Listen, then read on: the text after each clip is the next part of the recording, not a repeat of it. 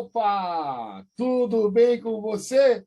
Bom dia, boa tarde ou boa noite. Não sei qual é o horário que você está vendo esse vídeo. Por isso que eu dou essas boas-vindas a você. Então, hoje, o que nós vamos fazer? Nós vamos compreender um pouco mais sobre o fantástico mundo, o fantástico evento da floração. Isso mesmo, né? Como é que as flores, na verdade, acabam, no seu estágio de floração e como é que o pigmento fitocromo também, que é uma proteína, age no processo de germinação. Tá legal? Então vamos compreender isso de forma um pouco melhor, né?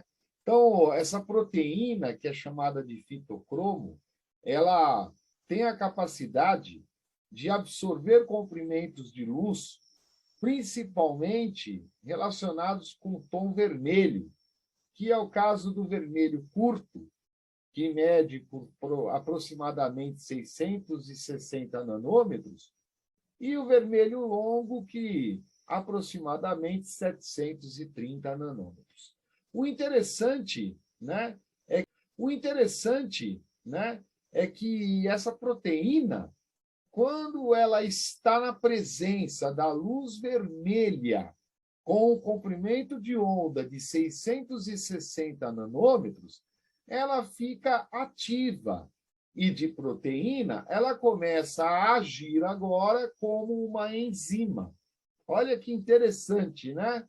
E quando ela chega no vermelho curto, agindo como uma enzima, quando chegar nos 730 nanômetros, que é o vermelho longo, ela volta a agir como uma proteína. Então, ela fica inativa nos 730 nanômetros e ela fica na forma ativa, enzimaticamente, na presença dos 660 nanômetros. Ela atua muito bem no estiolamento. O que é o estiolamento? São plantas que crescem principalmente no escuro. E olha que interessante isso. Essas plantas apresentam um caule extremamente longo e elas apresentam também folhas muito pequenas. E quando nós colocamos essas plantas na presença do comprimento de onda de 660 nanômetros, que é o vermelho curto, o que vai acontecer com essas plantas? Elas vão crescer normalmente. Então, ela volta a ter o caule do tamanho normal, volta a ter as suas folhas do tamanho normal. Já no caso das germinações de sementes, quando a gente fala de germinação de semente, nós estamos utilizando um termo que se chama fotoblastismo. Que pode ser positivo quando as sementes, elas acabam necessitando de luz para a sua germinação. Ou seja, elas precisam ficar na superfície do solo sem que sejam enterradas. Elas não podem ser enterradas.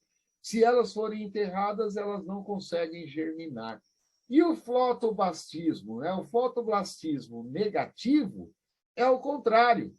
As sementes, elas necessitam, de ser enterradas, ou seja, o negativo, se aparecer a luz, ela não germina, então ela tem necessidade de ficar, na verdade, privada de luz. Tá legal? Muito bem. Como exemplos de sementes fotoblásticas positivas, nós podemos mencionar o alface. A sementinha do alface, ela apresenta um fotoblastismo, positivo.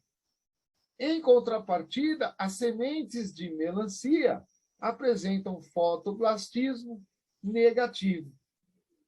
O comprimento de onda, e o comprimento de um dia é conhecido como fotoperíodo, tá certo? Então, fotoperíodo é o comprimento do dia. E as respostas ao desenvolvimento das plantas ao fotoperíodo dá-se o nome de fotoperiodismo, ou seja, as reações que as plantas têm de acordo com a quantidade de luz que elas recebem. Então, o que é a floração? É a transformação de gemas vegetativas em gemas florais. Tá legal? Tá joia? Muitas plantas, para florescer, né, elas dependem do fotoperiodismo. São normalmente divididos em 3 grandes grupos. Mas que grupos são esses? São as plantas de dias curtos, as plantas indiferentes, também conhecidas como plantas neutras, e as plantas de dias longos. Então, esses 3 grupos, eles são divididos de acordo com as plantas e suas relações com a luminosidade. Tá legal? As plantas de dias curtos só florescem quando o tempo de exposição à luz durante o dia for inferior ao valor crítico. Como exemplos de plantas de dias curtos, nós temos os crisântemos, nós temos as orquídeas, nós temos a soja, temos ainda o feijão, entre outros. As plantas de dias longos só vão florescer quando o tempo de exposição à luz, né, ele for superior ao valor crítico. Como exemplo, espinafre, o rabanete, o cravo, entre outras. Essas todas são plantas de dia longo. Já as plantas que são neutras ou indiferentes florescem independentemente do tempo de exposição à luminosidade. Como exemplos dessas plantas, podemos citar o milho e o tomate. Essas são plantas que não requerem nada de especial no que diz respeito à luminosidade, à claridade, à radiação luminosa. A parte da planta que acaba reagindo ao fotoperíodo, né, é o órgão principal da fotossíntese, é a própria folha, que produz um hormônio chamado florígeno. E esse florígeno ele vai se deslocar da folha até as gemas vegetativas e vai transformar essas gemas vegetativas em gemas florais. Olha que interessante, né? Olha o quanto que os botânicos já conseguiram desvendar. O fitocromo também acaba interferindo na floração. Assim, desta forma, caso uma planta de dia curto receba luz com comprimento de onda por volta de 660 nanômetros, ou seja, vermelho curto, enquanto ela passa pelo período escuro, ela não vai florescer, ela não florescerá. Nesse caso, o fitocromo, que é aquele pigmento que nós falamos logo no início desse vídeo, né? Ele vai ser ativado pelo vermelho curto. E aí vai inibir a produção do florígeno. Se após o tratamento com 660 nanômetros, que é o vermelho curto, a planta receber, né, uma luminosidade com 730 nanômetros, ela voltará a florescer, ela vai florescer normalmente. Prontinho!